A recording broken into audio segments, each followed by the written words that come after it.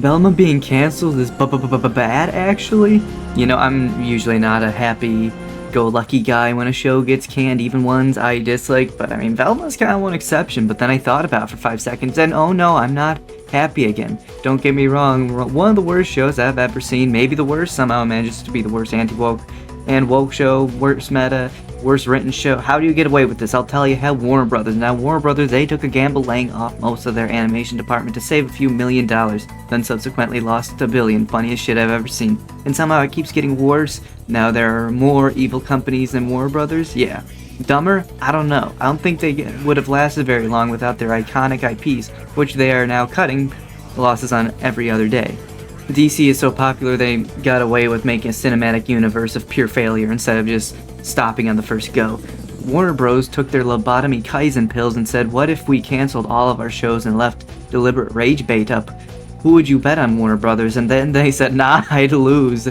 They proceed to ask Velma the animated series, are you the only show left on HBO Max because you're the worst, or are you the worst because you're the only show left on HBO Max? Well, I guess we answered that question just like how Yuta just fell over and died, and Velma died too. I feel like it's bad simply because it wasn't just a financial investment, it was a cultural investment. They cut all of their shows, all their animation, except, well, Velma. They bet on black, and I guess that was a bad idea, because orange is the new black, because instead of going to jail, Velma's going to hell because she's orange.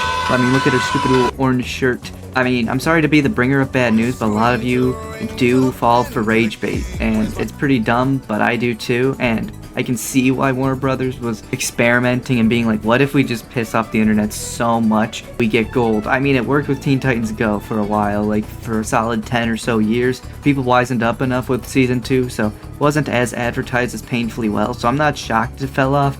Everyone chanted no hate watching, and after they listened, they failed. And with all of their other failed products due to senile management, they'll blame everyone else, and it might be one of the final nails in the coffin for their animation departments between this and their classic shows being removed from streaming, such as regular show. But there is still hope for the future, like the new show, a regular show continuation. I don't get Warner Brothers, so I told you, Warner Brothers, they're pretty dumb, and that's why.